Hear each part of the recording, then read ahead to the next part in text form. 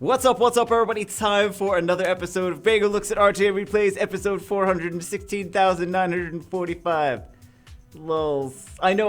We've been doing a lot of looking at high-level RTA replays and seeing like what kind of comps they're using, etc. But today we're going to be doing something similar to that as well. Today we're going to be looking at some off-meta picks, some nice picks that I like that not too many people are using that are there to counter certain things. And I will actually include one of my own this time because I happen to use my Tetra, which I feel is an off-meta pick, and I feel like is a really fun pick to use. So let's take a look at some off-meta picks that Nat 5s and Nat 4s that you don't usually see too much, but are still pretty good just in more niche situations. Okay, match one. Let's see what we got. Oh, the player on the left, clearly, I bet he's got that friend ruined like garbage. He seems like a noob, that player on the left. And we got the player on the right, heavy CC. Heavy CC. And he knew that last pick with the Garrow, though. I knew he was going to ban out by picking the Garrow. I knew he was going to ban out the Water Monkey. So that's why I played it knowing his ban already. So I just banned according to knowing what he was going to ban. So we see we've got a lot of stuns. Everyone's CC'd, but we have so many passives. Let's take a look at what happens when this Water Mermaid's passive comes into play. Now, Perna procced, but why didn't the bomb go off? Because the passive from the Water Mermaid is going to increase the turn of the timing of the bomb. So it's going to be very, very challenging to get that bomb off. Because every time she gets a turn, then the Water Mermaid will increase, like, if she got extra turns, it would increase the bomb to 3 turns, 4 turns, 5 turns, etc. So it's very, very difficult to have, like, Water Mermaids also, see, 2 to 3. So that Perna, even if the Perna procs, and then we have the Raccoony too. So there's just a lot of passive cleanse. Which is, again, why I banned the DPS unit, and I was not. This is kind of one of the reasons that I don't worry too much about going into Gianna teams. Now people gotta know, they're gonna be like, okay, now we gotta worry about this Water Mermaid if I want a Gianna Bagel. But yeah, that's why I don't really worry too much about the Giannas. I'm like super scared of these ragdolls, but personally, I don't have as much of a problem against the Gianna teams. I just try to ban out their DPS, and between the Raccoony and the Tetra, I'm like, not too many people want to invest in a Tetra, but I'm like, Tetra it up, baby! I got a max skill Tetra. She's ready to go. And you guys saw the stats on her as well in the beginning. Okay, here we go. We got a G3 versus a G2. Keep calm. The Baguette Squad is here. Fantastic. And we see another Water Mermaid. Gianna pick into a Water Mermaid. You can also Water Mermaid into something like a Rika pick or something, or maybe even like a Fire Druid pick. So lots of debuffs. Water Mermaid's good against. But take a look at this. Take a look at the bomb. Take a look at the bomb. Well, you know what the bomb, because I just talked about it in the beginning. But the Vivachel is going to absolutely take out this Ganymede very, very fast. What was the? I didn't even notice what the ban was. So he's got the increased cool time. Not that it even needed the increased cool time because she just used her third skill. But every time this Water Mermaid moves, bomb is going to go back up to 3 turns. Take a look at the Frayne bomb as well. I mean, well, she's going to go, like, she's going to keep it at 2 turns on herself, right? Because she takes a turn as well. But the Frayne also got cleansed. Remember, cleanse and shield. But man, trying to take a Fran and the Tetra into like all triple S tier RTA units is really rough. It doesn't matter how good your runes are, it is really rough. So that bomb is never gonna detonate. That bomb is never gonna detonate on never gonna detonate on Tetra. So we have a bomb on the because the one team got the Ciara, right? So Ciara can detonate her bombs, but even with the violent procs, the Fran's not gonna take. Look at that 3-turn bomb on Fran. It's really rough to try to get that to try to kill things with that Gianna. Look at all the bombs. Enjoy your bombs. Enjoy your bombs. Although the Ciara, since she gives herself an extra turn, Ciara could look at 4-turn bomb. Did you see the 4-turn bomb on Fran? 4-turn bomb on Fran. But Ciara gives herself extra turn, so Ciara could potentially detonate the bomb on herself. Spooky. Yeah. I mean, there's really not too much you can do against like that much power plus rune quality is I even did a video on this guy as well. This account with this crazy. This is not, well, you know, it's not the #1 RTA player, but it's like super crazy solid G3 account. But we did a video on it a while back. I think it was like I think the video's name is like Player 87, etc. etc. But yeah, it's pretty nuts. There's not really too much. The Tetra did absolutely her best. She did what she was there for, but there's not too much you can do against all triple S tier units. Here we go. We're seeing first off Sekhmet, second off, and we're seeing a Tetra again. Tetra. You know, if we keep seeing Tetra, she's not going to be off meta anymore. So Sekhmet was banned, even though the Okeanos stayed in. Okeanos was fast. Oh, got the resist on there. I want to see this Tetra wreck face. That's what I want to see. Also, remember, Tetra's not Rakuni. Like, Rakuni will cleanse the stun too. Tetra will not do that. She'll just get the other debuffs. So we see AoE CC. Did not get the Tiana. I bet that was 100% accuracy too. I bet that was 100% accuracy. Didn't get the Tiana. Didn't get the Garo though. Okay. So now there's two. Fran's still dangerous with skill 1. She's still dangerous with skill 1. And she got the sleep. Glancing hit onto Garo. Let's see it. So you got the bomb. There's no way to detonate that bomb though. There's no way to detonate that bomb. Also remember, Tetra will heal too. So even if Tetra's asleep, she will still heal. Boom, boom. No way for Garo to die while Tetra's alive. The bomb, it's so... Tetra's great against Gianna.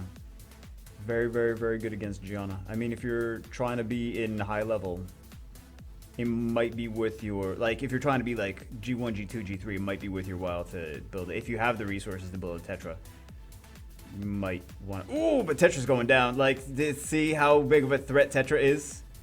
That like it's like I gotta take that Tetra out. Okay, I can't let that Tetra stay in. Defense break. Does she go? Oh, she goes down. I mean, now that's game. Now all these bombs are gonna go off. But do they still win? Do they still make a comeback? You saw how important it was to kill the Tetra though. Get the stun. This Garo is still very dangerous. Garo is a meta pick though, but the Gianna needs to take out the Garo, so he needs the Tiana for that. Although they still have the multi hit from the Ganymede, but it's still gonna be rough. So I mean, we see this is kind of like a win because Garo kind of situation. Well, I assume that they win. No. Multi-hit. Okay, this was almost a win because of Garo's situation. But the Tetra still did really well. Solid. Gianna player still wins, but man, that was close. They came with the friend, they came with the Garo, they came in with the Sekhmet, which was banned. And the Tetra. And you're seeing, I said Tetra was good, man. I said before season Tetra was good. You don't see her picked all the time, though, because the prevalence of, like, she's a great Jean counter, too. But the usage of Jean and Rika kind of died out this season, especially with Vertiheals kind of like a kind of Jean counter, because you just cycle so many turns. So you don't see Jean as much. That's why you're not seeing Tetra more this season, actually. But still, definitely, as soon as they pick out the Gianna, which is a really great G1, G2, G3, you see Gianna, decent amount. Tetra, really great. Okay, here we go. We see some meta picks, first few meta picks, and even in G1, we see Yenhong. Still see Yenhong, and a budget Yenhong. Budget Yenhong on true damage side. He's like, hey, you have a real Yenhong, I have a budget Yenhong. So going for the glancing, well, hopefully the glancing onto with that Yenhong, with the real Yenhong onto the Vertiheal. Now the combo with the Miyang is strip and then blah blah blah, strip and then reset, strip and then defense break and then nuke, etc. etc. Because the strip will actually increase the attack gauge. A lot of people forget that her skill 2 triple hit, strip, and increase attack gauge for the team. So even without super amazing speed tuning, you still have that little cushion. And you know what they say, more cushion for the pushing. Is this a revenge vertiheal, or is he just not doing too much? That Yen Hong, though, is going to be great to counter the Triana passive. So it does, oh ho ho! Finally counters when he's got the glancing hit, but he misses. He missed the crit rate. He got one crit. He missed one crit. So trying to, but the Miang can still do some decent damage as well. So another counter, a lot of turn gauge, and she's got her skill. But I think the Ganymede ventilated her, didn't he? I was too busy yapping, and I was not busy paying attention to being busy, whatever that's supposed to mean. So sleep onto the Yen Hong. The Rakuni's going to cleanse as soon as he gets. No, he's not, because he's going to cleanse the Vanessa as soon as he gets a turn. Now he goes onto Vanessa again, and a revenge. GG. We didn't really see the Miang too much doing her crazy nonsense, but she was there kind of as a counter to. She's kind of a counter to Fran because she strips with the skill too. And then also she will set up, she does damage, so she's good against Garo, she's good against Triana, even though they picked Triana on the same team as that. She can also extend the beneficial effects. So like, for example, if she's on the same team as a Fran, she will extend the immunity, she will extend the things, the attack power buff. So she's really solid doing it. And usually you see the Miang though, Miang skill 2 into possibly a Vanessa defense break and a Perna burst, or the Miang skill 2 into a Ganymede reset, or the Miang skill 2 into maybe some fluff damage and then a Mo long hit. So some kind of either reset, strip into reset, or strip into defense break and nuke. Okay, I love this one. So G2 versus G3, one of the top players in the game, actually, one of the top on the leaderboards. And we see, I mean, of course, we're going to see some light Dark Knight 5s, but we see the light Druid. I have the light Druid on my Europe server. I'm very blessed, I know, hashtag blessed.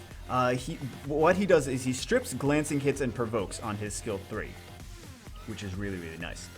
So she got the cut onto the, just doing fluff damage onto the Perna. Strip, glancing, and he was on Despair. So that's very fast on Despair. That's the exact same way I have mine ruined. Really nice. Strip and 2 forms of CC. I mean, it's not the stun. I kind of like it that it's a provoke and a glancing hit instead, because it's really nice against Vertiheal. And also, if you don't have it ruined on Despair, for example, then it's not. Or also sometimes Josephine's are not picked into it.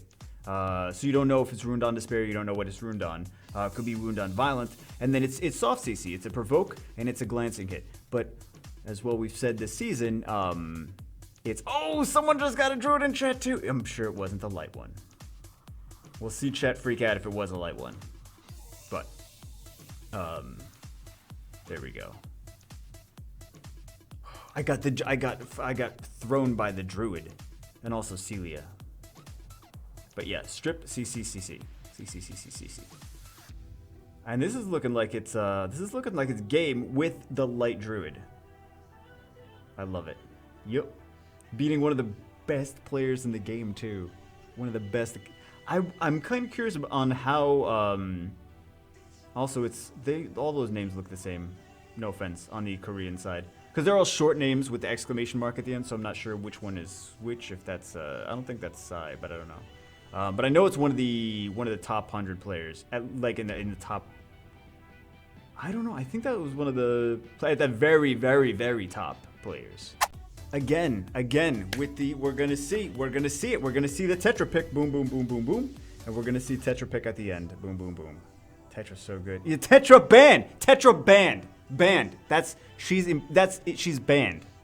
Here we go again. We're seeing Hathor first pick. Very meta. Very meta. We're seeing a Jir. We're seeing a Tiana. We're seeing a Chiwu. So we see double strippers. We see double CC units. And we see... I'm surprised they're using, like... That's such a painful combination to go with. Is the double strippers, double CC. It's like, there's not a lot of... Well, there's a defense break from Vanessa still. So that's not that bad. But we're seeing... Basically, we're here seeing this Water Lich. So, increased cooltime on the Perna. Starts to do some damage on the Perna. This Water Lich though is going to keep stacking. Every time he's hit and crit on, he's going to keep stacking. He's going to increase his attack power. Okay, so as we saw, he just increased his attack power as well. I think that just increases attack power as well again. And then what do you have again? Now it's going to be, he's going to use the skill. Actually, Ajir's going to go first. Ajir's going to confiscate. He's going to steal attack bar. He's going to wrathful attack. He's going to get another 50% attack bar. Then the Water Lich is going to do his skill 3, do some defense. He didn't get any defense breaks. Bummer, man. Bummer. Didn't get any defense breaks. Otherwise, he would have gone for that. He would have finished off someone that had defense breaks. What is the Water Lich on though? Water Lich not doing too bad. Stack, stack, stack, stack, stack. Up to 10. End of evolution. Up to 10 stacks. Here we go. Here we go. And his skill 2 is 2 turns, right? I'm pretty sure his skill 2 is in 2 turns. Gets the counter. Resisted. Deadly touch. Boom, boom, boom. Almost killed. Almost killed. He's just going to finish it off. On to the next one. It's going to be very, very dangerous for this, taking out this Water Lich. This Water Lich is going to win. We see the Draco's going to proc again. No, he's not going to proc again. Didn't get it. Beneficial effects blocked. Still, he's up to 10. Does he get an attack power buff? He's got a defense buff. Okay, it's not bad. Yeah, takes out that Chiwu completely. He can take out this Tiana, though. It could go either way. It could go either way. Doesn't get the defense break. Freezes, and now that's game. Here we go, another Gianna. So we're gonna see it. No, we're not gonna see another Tetra. So this, we're actually gonna see a Charlotte, which is really interesting. See a Charlotte, do they ban out? They ban out the CR. I figured like they were gonna ban out one of those bombers. Either way. So this way, critical error, and Josephine steals the turn. Josephine's so strong. Oh my god. Josephine's so strong. Oh my god, Josephine's way, like, people, you guys realize how good Josephine is, right? She's so good. She's so good. Okay, so cools down. But let's see some Charlotte action. Charlotte's got skill 2. But Josephine, of course, is super OP. And you can't stun anything with Josephine unless you want them to get 1,000,000 turns. And attack age reduction. Attack age reduction is really great on Josephine, though. This way she stops getting turns to cycle her passive. Because her passive is a little bit crazy. Look at her passive is available every time, all the time. It's so crazy. So doesn't get it. Doesn't get it on the Josephine though. Does not get the stun. But I also love the fact that they're going up against a Ragdoll with a Charlotte. Like, I'm sorry, I don't have the balls to go up against a Ragdoll with a Charlotte. I don't have those balls, man. GG, and they conceded. They concede they have bombs on 2 of their units. So even with the Josephine, this is just the bombs, man. The bombs. So this should be an interesting one. This is Tomato, multi-time legend. 1,200 points difference, 1,100 and change points difference. He's got the Yenhong, he's got the Gani Hathor, and he's got the Water Monkey. He's got the speed lead. So basically, this light horse is kind of like a Vertiheal. He increases the attack age. Take a look at that. He increased the attack age at the end of his turn by 10%, and then extra increased attack age whenever. So he's got the attack age. He's got the strip into reset and attack age down. There we go. But he's basically like a Vertiheal that defense buffs, which keeps your team alive longer. And now he's just going to keep cycling and cycling and cycling and cycling because he gets so many violent sets so fast that he can take so many turns before the enemy even gets a chance to do anything, right? So super, super, super fat. Yeah, that was, they're like, this Tomato, he's 1,200 points ahead of me. He's just going to keep denying my turn. Like, it's like nothing I can do if I don't get turns. Maybe with the Fire Lich, but the monkey would just destroy the Fire Lich though. It's Tomato, what are you gonna do? I mean, either you're prepared for him in advance or you queue up against him and you're like, well, at least I won't lose that many points. Here we go, here's another one with the light horse. Really, really cool. Let's see what he does. I feel like it's going to be very similar. It's very similar. So he's got the 2 strips, and then he's got the sleep, and he's got the attack, the reset as well. So this horse is going to move first. He's going to do his attack gauge, etc., etc. Look at the increase the attack bar. Increase the taco bar. Increase the taco bar. And then we have the reset onto the Juno to try to make sure that there's no strip. He doesn't want to strip that defense buff and get those dots. No, so he's gonna go for that first. He's got the 2-turn sleep on this pony though. So even if the pony, he doesn't worry about the turn cycling of the pony, because even if the pony, well, the pony can proc now, but he's going to get another sleep. Does he go for primary target on the pony? He goes for primary target on the pony. Okay.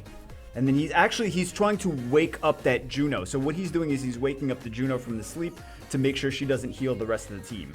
And he's using this Water Monkey. He's using both the Water Monkey, I believe on speed, core damage, HP, as like a very, very fast tanky bruiser. I wouldn't be surprised if you see that Water Monkey close to 300 speed. But he's using it basically as a fast tanky bruiser that cycles turns and also, probably on violent 300 speed, I mean. And also, what was I saying? Fast tanky bruiser that also strips. Because if you see, he's got the Yenhong triple hit strip, and he's got the Water Monkey triple hit strip as well. And he's just cycling a lot of turns with this light horse. So he's got the strip on there again. He can't afford to wake that. Ooh, he gets the stun on the Ganymede. He can't afford to let that Unicorn wake up though. So now he's got to go for the stun on Unicorn. Try to get a 2-turn sleep with the Hathor. Okay, so he's got the very nice. She didn't really have anything this turn, did she? Though, did she? It's a weird way of saying that, Bagel. She didn't really have anything that turn though. So now he's just gonna go for the DPS onto her, but he's still got to worry about he's still got to reset that Juno at some point to make sure that she doesn't use, when she's got her second skill available, he's got to make sure she doesn't use that, because he's just gonna take a whole bunch of dots now. If he doesn't reset. I don't think she has it just yet, does she? I think she might have one more turn on it. It's 3 turns, I believe. And he was hoping to not get the glancing on that, actually. Seal magic onto the Juno. There we go. And the Unicorn does not proc. So that's what happens when you're G3. The Diana does not proc against you. That's how you maintain your top 5 status. Is Diana does not you get the magic RNG where Diana does not proc. But he's cycling so many turns with this Horus though. Look at the amount of turns that he's cycling. Does he get the glancing? He does get the glancing onto Diana. He's just so much turn cycling and so much turn denial. Gani Hathor, turn cycle, and even with the Yenhong, that would have like gone fairly similarly. Like the Yenhong Gani Hathor is still such a brutal, ridiculous combination. So, I mean, GG. He didn't have any way to heal up his team even, but he's cycling so many turns, and that's one of the things. It's kind of like Vertiheal turn cycles. That's why he's been used so much this season. That's why he's very meta relevant. Hathor turn denies. Ganymede turn denies. But that's why you see the Light Horus is a speed lead plus turn cycling similar to Vertiheal. So you could have him ruined like to go first, or you could have him ruined even to go last in your team. Similar to have some people like to have Swift Vertiheal if they want the 300, like try to get 300 speed and Swift Vertiheal, or also Vertiheal to move last on the team so that everyone gets the maximum efficiency out of the turn gauge. Okay, here we go. We have G3 versus G1, 2306, 1914. So he bans out the Tiana Ganymede because he was like, Hathor first pick, they might pick Tiana Ganymede. And the Tiana, he counters the Tiana with an Amduat. Bans out of all things, Water Mermaid. Ragdoll leaves the Ragdoll in there, bans the Water Mermaid. Okay, so he's got the Gandhi skill 3 onto the Josephine. So now Josephine can't really do anything. Well, I mean, she can still do things, but misses all the bombs. Almost all the bombs, except for Josephine, right? This is almost all the bombs. Gets the stun and attack gauge decrease. So skill on that light bomber, skill 3 is stun and attack gauge decrease. Pretty cool. He's like Varad. He's like element neutral Varad with an ignore defense bomb. Really cool unit. You see, he's not even the only one that's using this light bomber. The light bomber is a serious, solid unit. You don't really see too many people using him, but he's actually a pretty good unit because he's got the CC plus he's got the bombs. The only thing is immunity shuts him down pretty hard. All right, so they got the returned CC onto here, trying to take down that light monkey. You don't see too many light monkeys either. Again, immunity shuts them down. So, finishes off that Josephine. Very dangerous. But he has the reset cooldowns on the... he's still cycling turns. Between this Ragdoll and the Amdort, he's still cycling turns. Reset cooltime. Looking for the stun. Did not get the stun. Attack power break, though. So even with the bomb's going to do less damage. Is he going to go for skill 2 or skill 3? Resists time bomb. Doesn't get a proc. I don't know if he's on violent. I assume he's on violent, but he's got the time bomb, so it's only literally a matter of time before. Ooh, delayed promise. But that doesn't even take down the ragdoll, and he's got ignore defense now. Doesn't even take down the ragdoll. But this Tiana can still do big damage. Tiana can skill 2. Big damage. Resets cooltime, and well, it didn't even do big damage, but yeah, taking down a G3 player, picking the light bomber and banning a Tetra because the Tetra was the mind blown. Okay, G3 versus G3, two very, very solid players. He brings out the water mermaid. I'm like surprised. I'm not surprised to see this, like, but still brings out the water mermaid against the Gianna. So with the water mermaid pick, it's kind of likely that he's not going to ban the only thing is this. He's not going to ban the Gianna, right? The only thing is though, this Antares is going to proc and he's going to take the bomb anyway, which is the unfortunate thing. Yep, there we go, because he's going to steal turns. So kind of the unfortunate thing about that, like Ciara as well. I think we saw Ciara as well because she gets extra turns. So the he's kind of hoping for the Antares to not steal too many turns unless they have no immunity. So he's got the shield. He was going for the Diana. He needed to have that Diana turn cycle madness instead of saving the Antares. Well, the Antares still has still he has got a 3-turn bomb anyway now. So even if he procs his passive a little bit, it's not gonna be too crazy. But he didn't proc it. Now he procs it. After she gets the immunity up, he procs it. You couldn't proc it beforehand. You couldn't. So a little RNG swing there. But you saw again water mermaid being picked. Okay, here we go. We have a 1964, 1917, fairly close. Not too much spread. We have so it looked like he was trying to cleave with the second team, but he wasn't. And then the first team, the Odin is out, but he left the Dark Lightning Emperor in. Okay, so stack. There we go. Well, not stack. I forgot that this is not Bulwark. Dark 1 stacks when things are killed or when he steals buffs, or when he's buffed. So stack. 5 stacks. Let's go. Endless Desire. Steals the buffs on the Water Monkey. Gets another turn, but he stole the buffs, so he's stacked again. He stole all those buffs from the Water Monkey. And now, boom. Oh my god. And stacked again. So he stacked when he got the buffs. He stacked when he stole the buffs. He stacked when he killed. Oh my god. Okay, and he still has the anti-CC with the Josephine, but I don't know, man. Oh, it's the new Better Transmog. I didn't even notice. Until now. I saw her skill 1. So does the Josephine have her? Josephine always has her passive. I should just assume that Josephine always has her passive at all times. Counters, doesn't get the strip. Don't worry, Josephine will have her passive in 2 seconds again. And this Desire on Josephine, yeah, I would have gone for her first. F Josephine. Lightning Strike on the Ciara. Ciara's got the attack power reduction, so she's not going to do as much damage. But she's also, she's not going to do any damage when she has the immunity. Okay, again, 5 stacks and an attack power buff on the Dark Lightning Emperor. Yeah, I saw that one coming. Wow. Okay. And the funniest thing is there's literally a picture of Thanos in Gaju Big's profile picture, but yet the other player is the one using the real Thanos. Okay, here we go. We see some kind of meta picks until you see the light darks on this side. Bans out the light bomber. Because no immunity, right? Bans out light bomber. But still we got the strip. We got the, what did they? Well, they had 2 strips anyway. Either way, they were going to strip. So strip into decrease cooldown, increase cooldown, into the cool, all the cool things.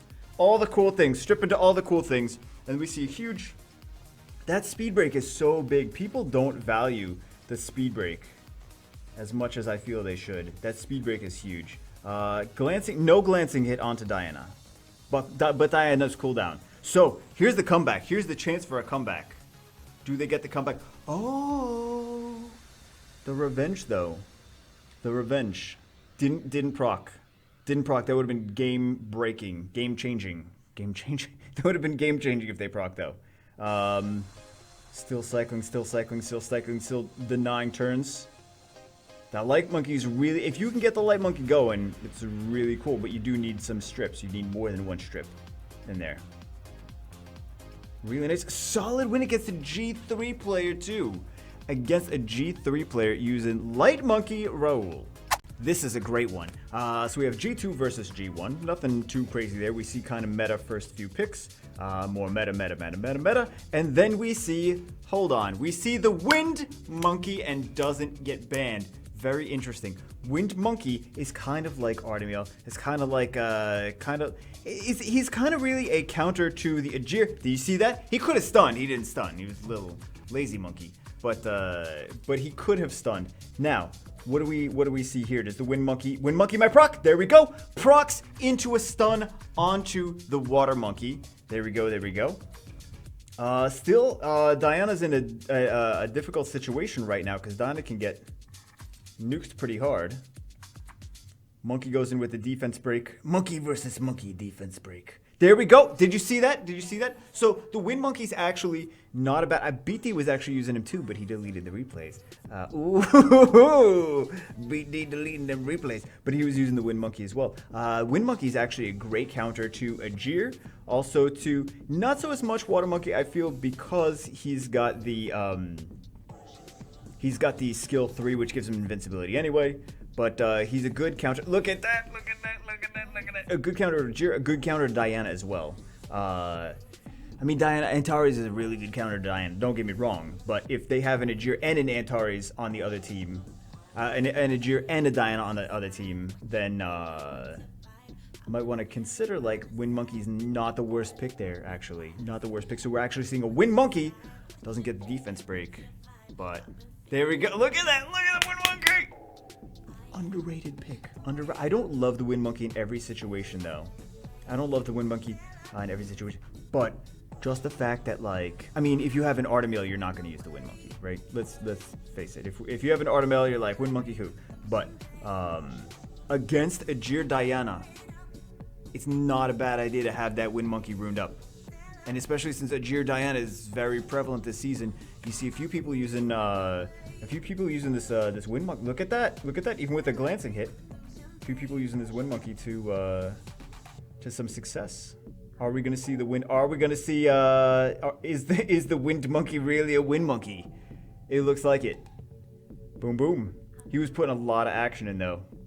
A lot of action in. Yeah, that was a nice Wind Monkey. I wouldn't bring him into every situation, just like the Water Mermaid. I wouldn't bring him into every situation, but in certain situations, against the Water Monkey, against the Ajir, against Diana, he actually is pretty decent. Alright guys, hope you enjoyed this video, taking a look into some of the off-meta RTA picks and how potentially good some of them can be in different situations, while things like the Water Mermaid are not necessary. We did a lot of Water Mermaid, didn't we?